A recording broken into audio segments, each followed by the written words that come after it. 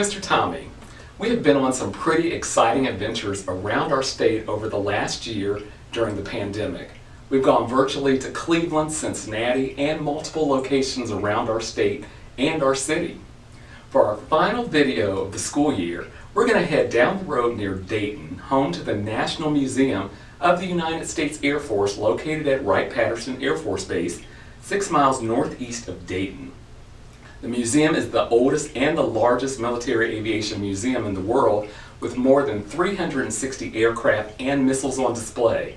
Today we're going to check out the William E. Boeing Presidential Gallery to look at some of the planes used by Presidents Roosevelt, Truman, and Eisenhower, as well as the Boeing VC-13, which was used by 8 presidents including President Kennedy, Johnson, Nixon, Ford, Carter, Reagan, George H.W. Bush, and even President Clinton.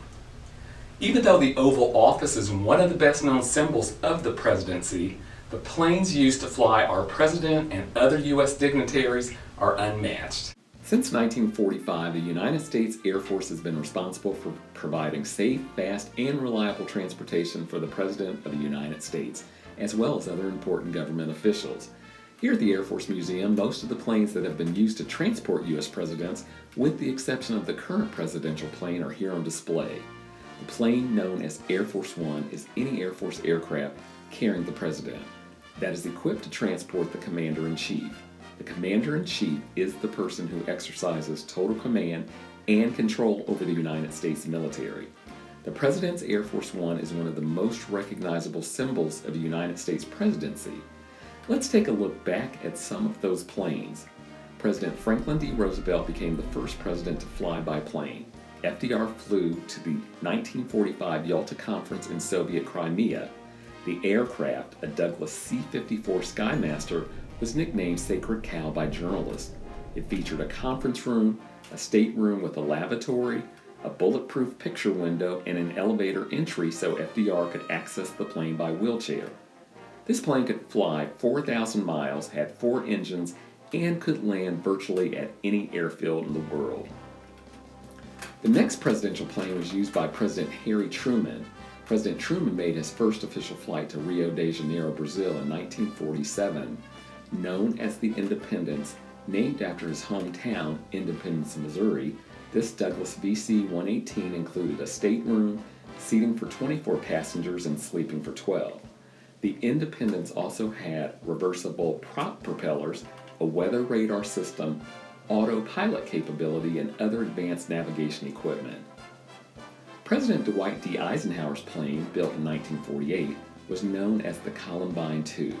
The Columbine was the first presidential plane to use the Air Force One's call sign.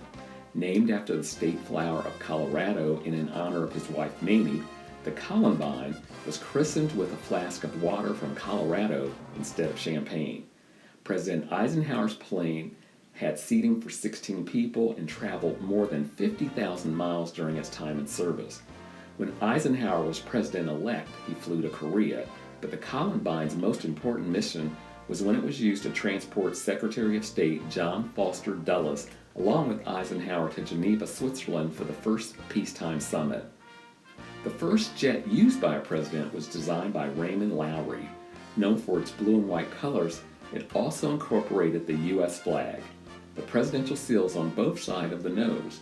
President Kennedy used this plane to fly to Berlin, where he made his famous speech after the Berlin Wall went up.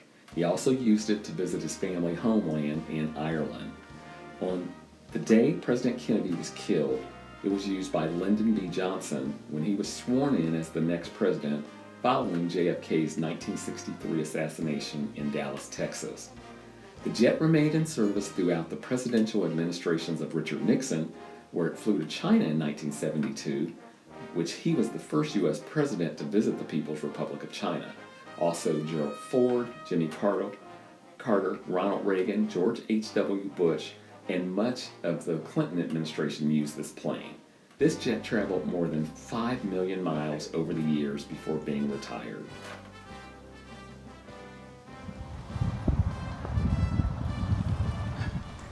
I hope you enjoyed our virtual field trips. Just because it's almost summer doesn't mean we could stop wearing our mask, washing our hands, or stop social distancing. There is light around the tunnel.